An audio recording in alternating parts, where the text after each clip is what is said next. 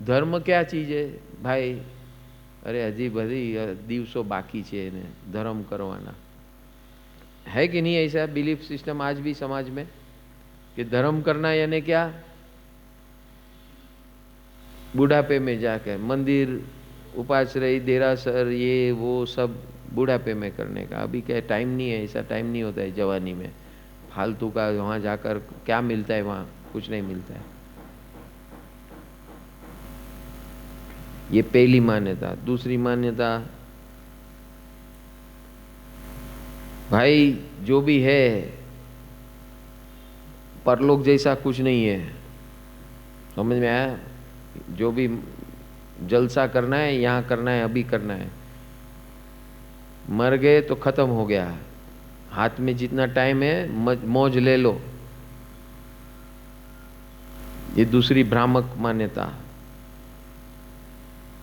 तीसरी मान्यता कि इस जन्म में जो करेंगे ना वो अगले जन्म में उसका फल मिलेगा, तो मेहनत ज्यादा नहीं करने का। पुण्य पुण्य क्या है? पुण्य किया है तो अभी इतना सारा तप किया, वो किया, ये किया, ज्यादा से ज्यादा 2-4 सोने की चेन मिल जाएगी, वीटी मिल जाएगी। है पुण्य तो भगवान बोलते अगले भाव में मिलेगा। ये तीसरी मान्यता। ऐसा नहीं है, यहाँ का यहाँ रिजल्ट मिलता है, अभी का अभी मिलता है। चौथा है मान्यता कि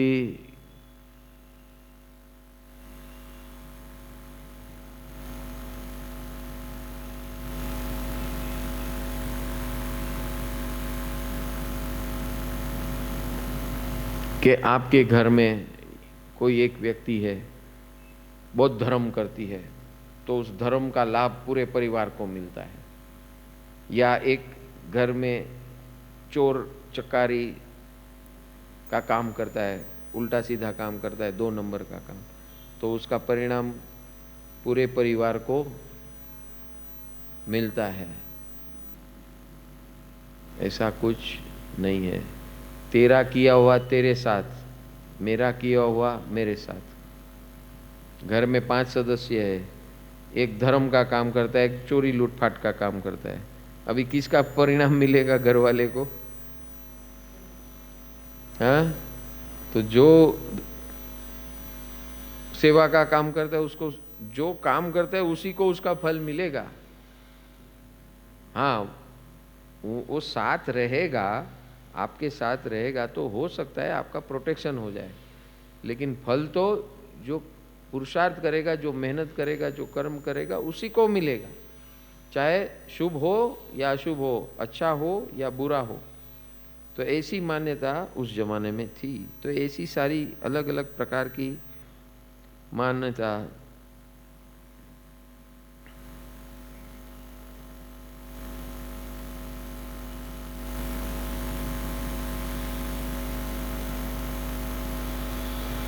और एक मान्यता यहाँ भगवान बताते हैं कि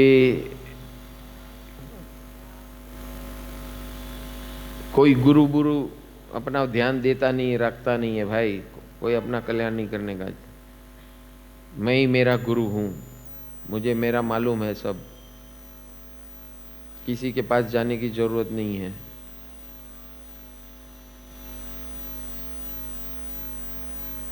ऐसी मनोवृत्ति वाले भी बहुत लोग मिल जाएंगे। तो वो उसके फेलियर के चांसेस कितने हैं?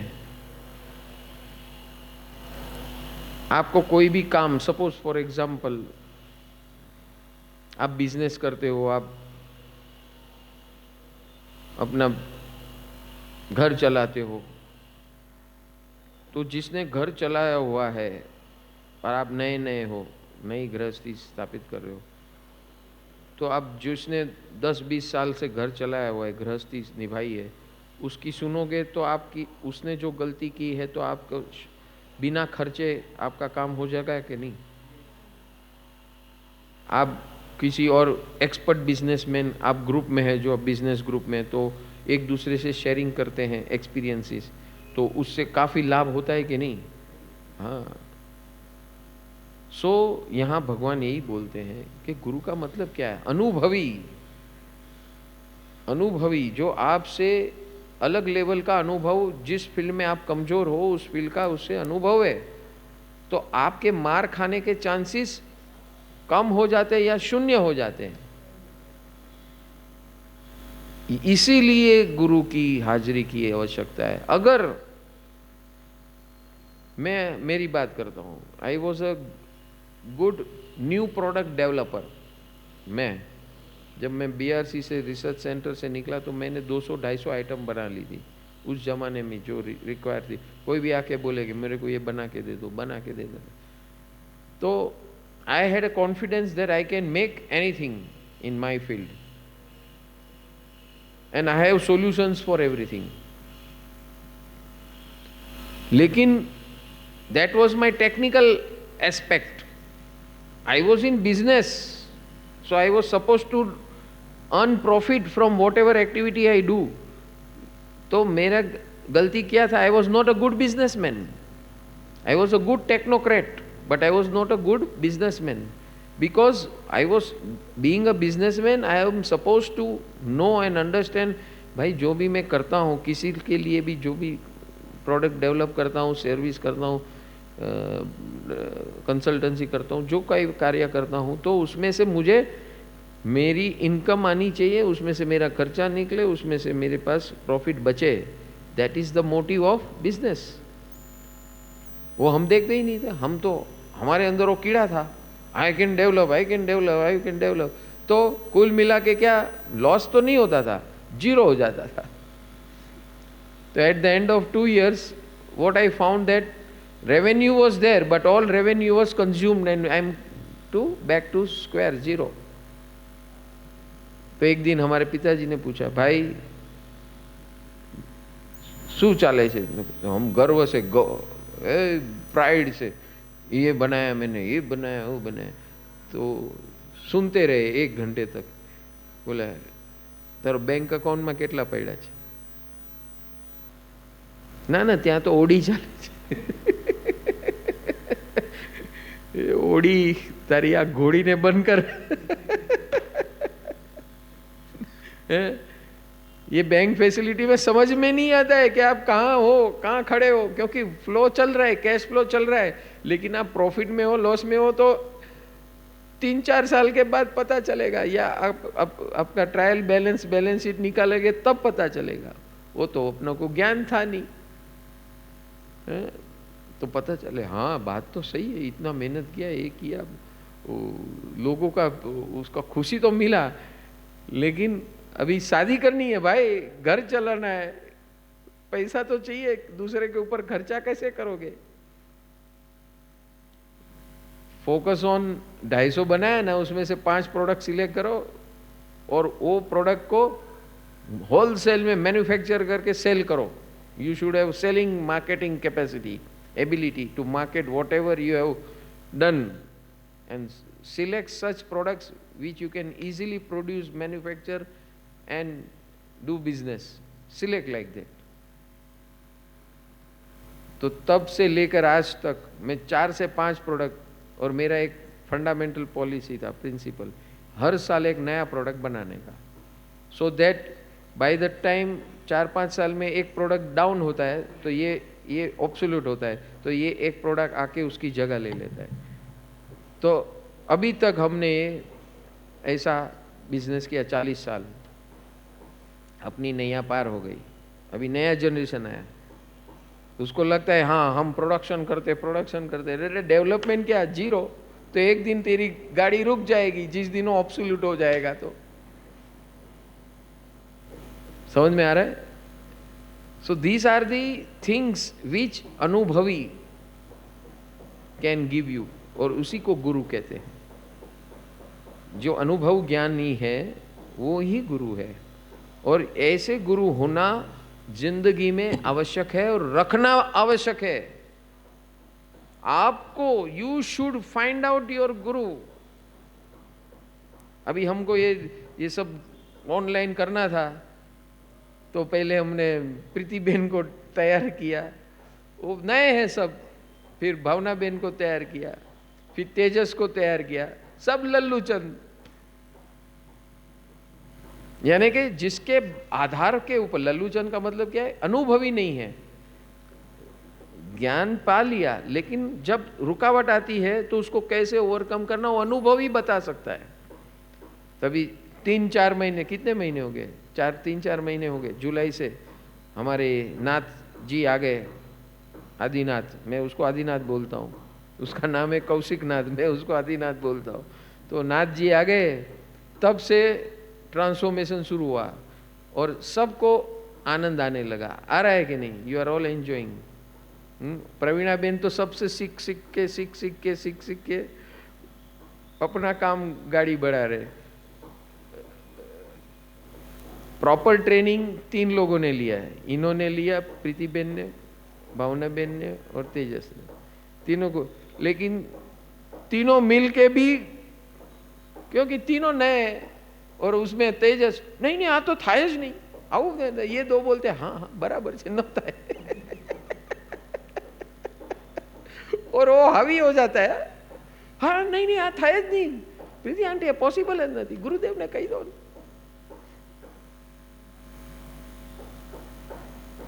वो ऐसा अड़ंगा, उसको लाए सॉल्यूशन प्रोवाइडर, तो वो खुद ही ऑब्स्टेकल बन जाता है।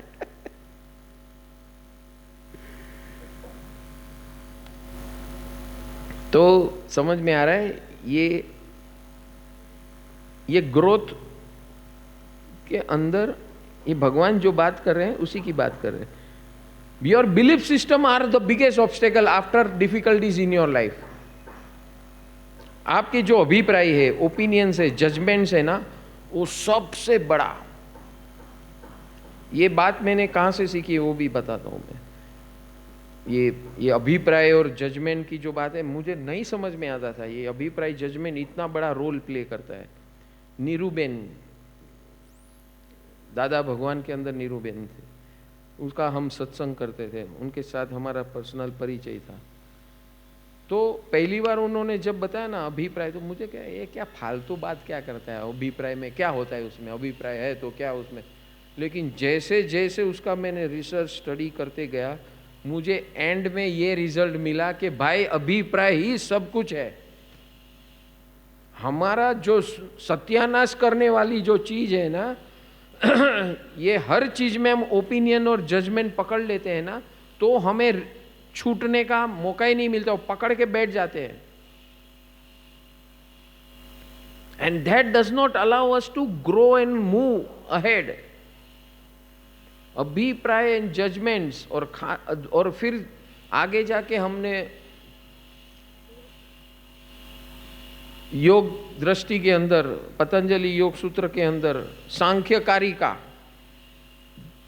अध्ययन किया। वहां पता चला कि हमारे जैन परिभाषा के अंदर जो प्रतिक्रमण है, वो प्रतिक्रमण किसके लिए है? उस अभिप्राय को डिलीट करने के लिए है। जब तक हम इस अभिप्राय को डिलीट नहीं करेंगे, हमारा ग्रोथ संभव है ही नहीं। हमें व्यक्ति के बारे में, ये व्यक्ति ऐसा ही है, कोई व्यक्ति ऐसा नहीं है। Go on deleting continuously, everybody is changing. जगत परिवर्तनशील है, जगत यूनिक है, परिवर्तनशील है। ये 5 जो 5 यूनिवर्सल प्रिंसिपल क्यों आया? इसी में से आया। ये रिसर्च करते करते करते करते मुझे समझ में आया कि हाँ, एक साइड अभिप्राय है और एक साइड सम्यक दर्शन। तो सम्यक दर्शन क्या करता है? इस अभिप्राय को खत्म करता है। किस आधार पे? ये 5 यूनिवर्सल प्रिंसिपल के आधार पे। 5 यूनिवर्सल प्रिंसिपल। जगत परिवर्तनशील है, सारी सृष्टि मेरा परिवार है, सब, हर एक जीव यूनिक है, यूनिक आइडेंटिटी, सबके अंदर विशेष गुण है। डोंट निग्लेक्ट एनीबडी, एवरी जीव हैज इंपॉर्टेंस। ठीक है, ये हमारी भारतीय सनातन परंपरा के अंदर ये बीज है, बीज स्वरूप सिद्धांत है। तू जो देगा अनेक गुना पाएगा। सबके ऊपर तू निर्भर है, तेरे पास कोई चॉइस नहीं है। You have to love everybody unconditionally, you have to be friend with everybody unconditionally, there is no choice. ये करेंगे तो आपके अभिप्राय टूटेंगे। ये प्रोसेस है, ये प्रतिगमन है, ये 5 यूनिवर्सल प्रिंसिपल इज अ प्रतिगमन which deletes your opinions and judgements, bypasses your judgments and opinions and facilitates your growth. समझ में आया? तो ये क्या हुआ, ये मुझे कहां से मिला? तो आप सतत स्वाध्याय करते हो, सत्संग करते हो, तो कहीं ना कहीं से कोई ना कोई आपको पॉइंट मिलते गया। और आज आपके सामने जो रेडी सॉफ्टवेयर है, 5 universal principal, 5S formula, 5 foundation, ये आंख बंद करके फॉलो करो and you will be sure shot winner, not only in your professional life, family life, but also in your spiritual life. मुक्ति, परम मुक्ति, freedom, total freedom, Joy, inner Joy, outer Joy, इस सब फील्ड के अंदर these are the universal processes and systems which is going to uplift you. और ये जो अभी हम अध्ययन कर रहे हैं ये सब टेक्निकल है। ये जो विनय की बात की, ओवरकमिंग योर ऑब्स्टेकल्स, परिसह विजय, फिर मानव भव की दुर्लभता, और मानव भव के अंदर we are born here to do पराक्रम। हम ये रेडीमेड के ऊपर खाना खाने नहीं आए हैं, मेरे बाप दादा ने तैयार किया और मैं उसका खाने नहीं बैठा हूं, मैं उसके लिए नहीं आया हूं मानव भव में। मानव भव में मैं ऐसे पराक्रम करने आया हूं कि मैं ऐसे पराक्रम करूं कि मैं भगवान बनूं, मुक्त बनूं, हर फील्ड में अव्वल बनूं, एक्सपर्ट बनूं। That is the idea of being, having human life. अगर ऐसा करना है तो तीसरे अध्ययन में भगवान बोलते हैं have this goal and fire of goal. आपके अंदर ऐसी तीव्र जंखना, अगन होनी चाहिए, अगन। अगन होगी और उस अगन में मगन होगे तो ही आप कोई भी अचीवमेंट लाइफ में कर सकते हो, बाकी नहीं कर सकते हो। ये डिसाइड करने के बाद दूसरा 4th स्टेज क्या आएगा, ये चौथे अध्ययन में 4th स्टेज क्या बताया भगवान ने, कि ये अगन तो आ गई, लेकिन बीच में आपका जो कोई भी बिलीफ सिस्टम है, अभिप्राय है ना, वो आपके आके रोकेगा। क्योंकि हाँ मेरी माँ ने ये कहा था, मेरे दोस्त लोग ने ऐसा कहा था, उसने ऐसा कहा था, उसने ऐसा कहा, उसने नहीं, इसमें अपने को हाथ नहीं लगाना है, ऐसा नहीं करना है। ये बिलीफ सिस्टम है, ये ओपिनियंस है, ये जजमेंट है दूसरों का, जिसको हम अपना बनाकर फिर अपने आप को रोकना शुरू कर देते हैं। समझ में आ रहा है? तो चौथे अध्ययन में अटैक है अभी हमारे opinions, judgement and wrong believes and blind faiths. चलो शुरू करते हैं। असंस्कृत जीवन और अशरणता। असंस्कृत यानी ये ओपिनियन वाला जीवन। असंख्यम जीवीय मा पमाए जरो वणियस हु णत्थि ताणम एवं बियाणा ही जणे पमत्ते किणु विहिंसा अजया गहिंती। जीवन असंस्कृत है, अर्थात आयुष्य टूटने के बाद वापस उसको ज्वाइन नहीं कर सकते हैं। कुछ भी हमारी लाइफ में टूट गया तो उसको सांधने में या उसको करेक्शन करने में जरा भी समय मत लगाना। वृद्धावस्था आने के बाद कुछ काम नहीं हो सकता है, जो भी काम होगा जवानी में होगा। What is the best golden period? 25 to 55, 25 to 55, ये 30 साल है आपके पास। अगर इस 30 साल में आपको जो भी लाइफ की अचीवमेंट करनी है, कुछ भी, स्पिरिचुअल हो, सोशल हो, पर्सनल हो, फाइनेंशियल गोल्स हो, जो भी गोल्स है, you are having this 30 years of period in which you have to grow in all spheres of life, and you cannot relax in that 30 years.